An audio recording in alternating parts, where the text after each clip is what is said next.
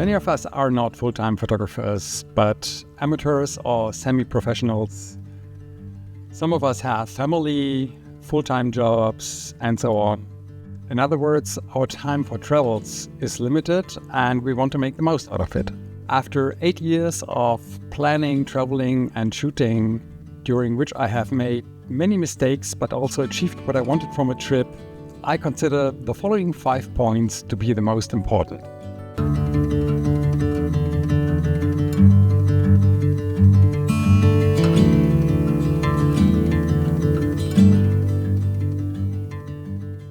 Be aware of circumstances and seasonal restrictions, and also be aware of the risks in dangerous places. Do your research before hitting the road. Not all locations are great for landscape photography throughout the year. I once went to the French Alps without thinking about snowmelt and avalanches. Most of the region was inaccessible due to danger and detonations. I couldn't reach the locations I had in mind, and so I had to improvise.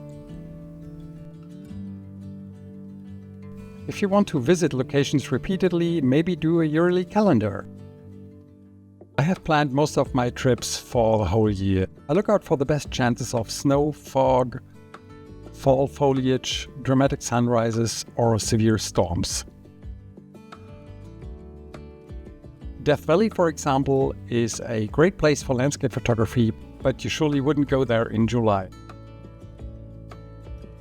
Utah, on the other hand, has proven to be a photographic goldmine in August.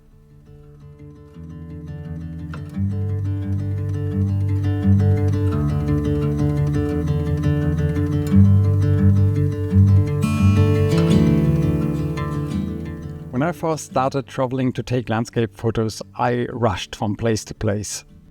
From today's perspective, that was complete nonsense.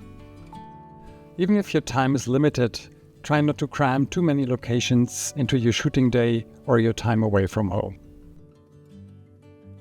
Quality is way more important than quantity. It's better to come home with only 1 or 2 great images than 10 mediocre ones. Great image will always upgrade your portfolio, and it could even win you awards or bring you closer to your goal. If the conditions are good, stay on location and try to get familiar with it. Prepare for the best light and be patient. With this image, for example, I had to wait for around 2 hours until the sun broke through the fog. It was absolutely worth it because I got my first award-winning image.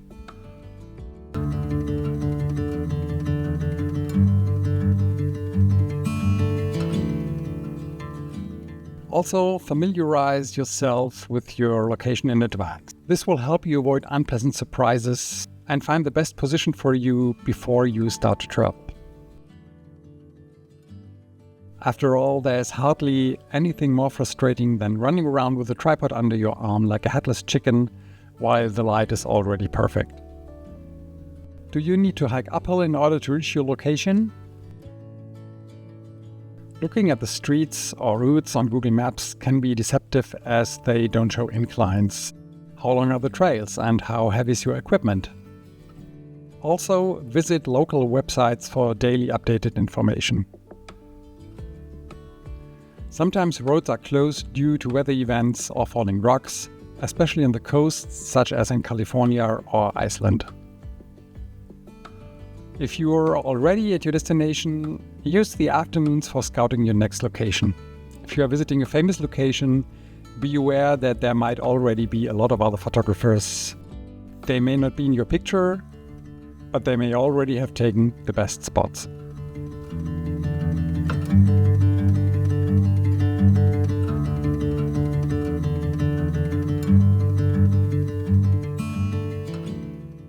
Use weather and photo apps to anticipate the best conditions for your photo location. Learn how to predict colorful sunrises and also bad weather, and choose the location with the best chances of great light. Because light is much more important than location. Be on location at least 40 minutes before sunrise, when high or mid clouds will take on color. And also do not leave too early after sunset, as the same might happen again 40 minutes after.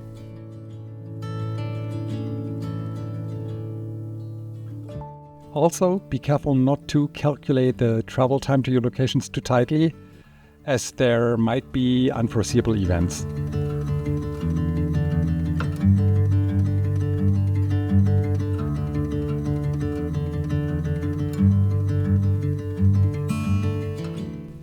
Despite of best planning, things can go awfully wrong.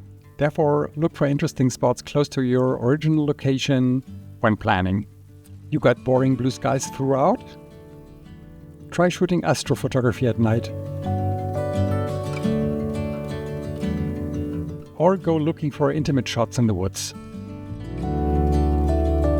Try to remain flexible and move to a complete new area if necessary, even if you have to leave your comfort zone.